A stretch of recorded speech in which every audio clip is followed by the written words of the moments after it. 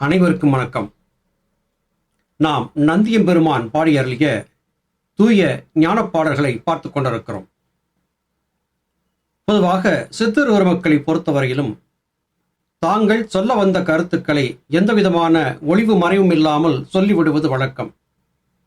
சில சித்தர்கள் தங்களுடைய பாடல்களிலே இதை இரகசியமாக வைத்துக்கொள், யாருக்கும் சொல்லாதே என்று சொல்லுவதும் வழக்கம்.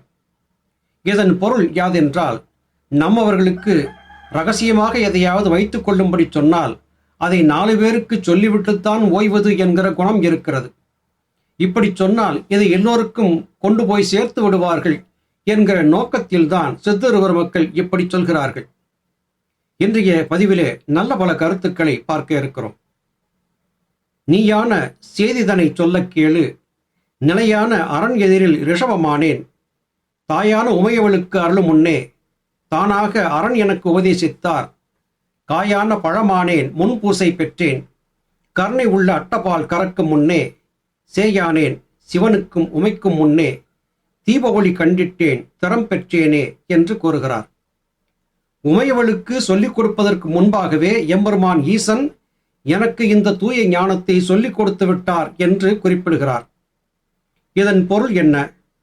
உமையவளுக்கு சொல்வதற்கு முன்பாகவே நந்தியம்பெருமானுக்கு சிவன் உபதேசம் செய்துவிட்டார் என்றால், நந்தியம்பெருமான் மீது சிவபெருமான் வைத்திருந்த நம்பிக்கை அளப்பரியது என்று கொள்ள வேண்டியிருக்கிறது.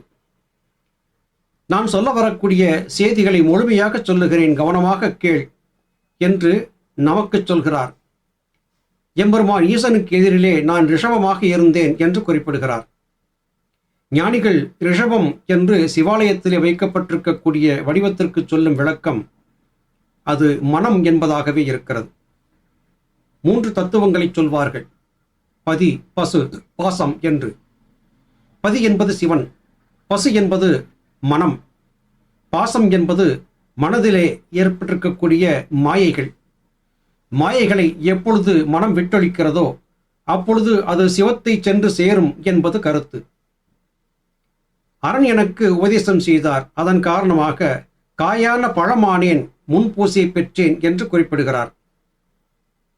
சிவ வழிபாட்டிலே, பொதுவாக ஆலய வழிபாடுகளிலே நாம் தேங்காய் பயன்படுத்துவது வழக்கம்.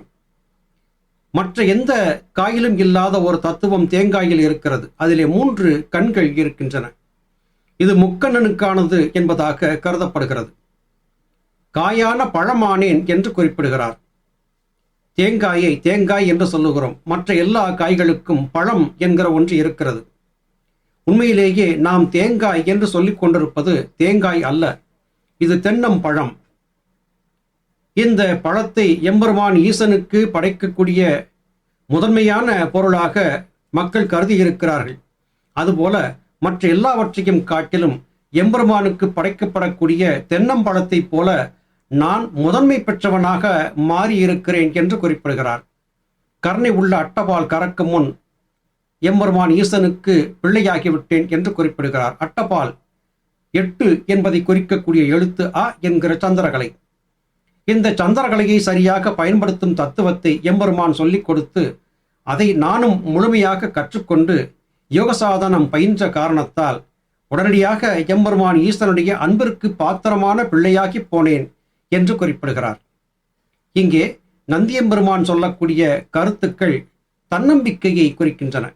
எம்பெருமானுக்கு ஏற்ற பிள்ளையாக, அவர் விரும்பக்கூடிய பிள்ளையாக என்னை நான் தகவமைத்துக் கொண்டேன் என்று குறிப்பிடுவதாகவே இதை கொள்ள வேண்டும். ஞானிகள் மகான்கள் தங்களை பக்குவப்படுத்தி கொண்டு விட்டால் தாமாகவே ஈசனின் அருளை பெறலாம் என்று புரிந்திருந்தார்கள். இவர்களுடைய இந்த புரிதல்தான் இங்கே முக்கியமாக சுட்டிக்காட்டப்படுகிறது. கேளப்பா, அகாரம் அது அதீத வித்தை, கெடியான மகாரம் அது பறையின் வித்தை. தேளப்பா கொட்டினது போலே காணும், சிகாரமடா சொல்லுகிறேன் சினத்தில் ஏறும். ஆளப்பா வகார வித்தை யோகத்திற்கெல்லாம், அளவிறந்த வித்தையெல்லாம் ஆடும் பாரு. கேளப்பா வாராது இந்த நூற்றை, கொடுக்காதே ஒருவருக்கும் குருவின் ஆணை. நான் சொல்லுகிறேன், என்னுடைய இந்த புத்தகத்தை யாருக்கும் கொடுக்காதே என்று சொல்லுகிறார். இதன் பொருள், கொடுக்காதே என்று சொன்னால் இவர்கள் கொடுத்து விடுவார்கள் என்பதை புரிந்து சொல்லக்கூடியதாக இருக்கிறது. அகார வித்தை என்பதுதான் அதீத வித்தை. வித்தைகளிலே எல்லாம் மேன்மையான வித்தை எது என்று கேட்டால் அது அகார வித்தை, அதாவது சந்திரகலையை கொண்டு நிகழ்த்தக்கூடிய வாசிப்பயிற்சி. மகாரம் என்பது பறையின் வித்தை. மகாரம் என்பது சுழுமுனையை குறிக்கிறது. சந்திரகலை உயர்ந்தும் சூரியகளை தாழ்ந்தும் பயணிக்கும் போது புழுவ மத்தியம் என்று அழைக்கப்படக்கூடிய மகாரம் என்கிற இடத்திலே ஒரு அழுத்தமும் சுழற்சியும் ஏற்படும். இந்த சுழற்சியை கண்டுபிடித்துவிட்டால் வாசியிலே நாம் வென்றவர்கள் ஆவோம். இதை சரியாக செய்துவிட்டால் சிகாரத்தின் தத்துவம் உங்களுக்கு தெரிய ஆரம்பிக்கும். சிகாரம் என்பது நெருப்பை, வெப்பத்தை குறிக்கும். நமசிவய என்கிற 5 எழுத்துக்களிலே சிகாரம் என்பது நெருப்பை குறிக்கும். ந என்பது நிலம், ம என்பது நீர், சி என்பது நெருப்பு, வ என்பது காற்று, ய என்பது ஆகாயம். இவற்றையெல்லாம் நாம் ஏற்கனவே பல பதிவுகளிலே பார்த்திருக்கிறோம். வகார வித்தை என்பது யோகத்திற்கெல்லாம் ஆதி என்று குறிப்பிடுகிறார். வகார வித்தை என்றால் என்ன? காற்றை கொண்டு நிகழ்த்தக்கூடிய வித்தை. ஆனால் இந்த வகார வித்தைக்கு வேறொரு பெயரும் உண்டு, தங்கம் செய்வது. தங்கம் செய்யக்கூடிய ரசிதமாற்று வித்தையை வகார வித்தை என்று குறிப்பதும் வழக்கம். ஆனால் ஞானிகளின் கூற்றுப்படி வகார வித்தை என்பது காற்றை பிடிக்கும் தத்துவம். சந்திரகலையை கொண்டு சரியாக புருவ மத்தியத்தில் இணைத்து பழகிவிட்டால் காற்றை கொண்டு நாம் கனல் எழுப்பலாம். இதை செய்துவிட்டால் அளவிறந்த வித்தைகளை நம்மால் ஆட முடியும் என்று சித்தர் பெருமக்கள் குறிப்பிடுகிறார்கள். இப்படிப்பட்ட அற்புதமான நூலை அத்தனை சுலபத்திலே யார் கேட்டாலும் கொடுத்து விடாதே என்று நந்தியம்பெருமான் சொல்லுவதிலே ஒரு பொருள் இருக்கத்தான் செய்கிறது. நில் என்று சித்தரெல்லாம் சொன்னா போலே நிசமல்ல என்று நீ விட்டிடாதே. கல் என்று தேகமது தங்கம் போலாம், கற்பமது தின்று வர கவடில்லாமல் நல்லது என்று மனது வைத்தால் உண்மையாகும். நாயகனே கரியடமாய் நாடி நின்று புல்லரைப் போல் அலையாதே பாவியாவாய், புத்தி உள்ள நன்மணியே புகழக் கேளு. இங்கே நந்தியம்பெருமான் பல விடயங்களை விரிவாகவே சொல்லி வருகிறார். சித்தர்கள் எல்லாம் நான் சொன்னதை எவருக்கும் சொல்லாதே என்று சொன்னால், நில் என்று சொன்னதையெல்லாம் அப்படியே கேட்டு நீ நிசம் என்று நினைத்து கொண்டு விடாதே. நாங்கள் ஏதோ போகிற போக்கிலே ஒரு வார்த்தையை சொன்னோம், யாருக்கும் சொல்லாதே என்று. நாங்கள் சொல்லாதே என்று சொன்னதற்காக நீ சொல்லாமல் இருந்து விடாதே என்று சொல்லுகிறார். இது எப்படிப்பட்ட பாசாங்கான வார்த்தைகள் பாருங்கள். உன்னுடைய இந்த தேகம் என்பது கல்லாகி இறுகி போகும், தங்கம் போல தகத்தகாயமாக மாறிப்போகும். இந்த நிலையெல்லாம் உனக்கு கிடைப்பதற்கு நீ செய்யக்கூடிய வகார வித்தை என்கிற காற்றை கொண்டு கனல் எழுப்பக்கூடிய இந்த வித்தை பயனுடையதாக இருக்கும்.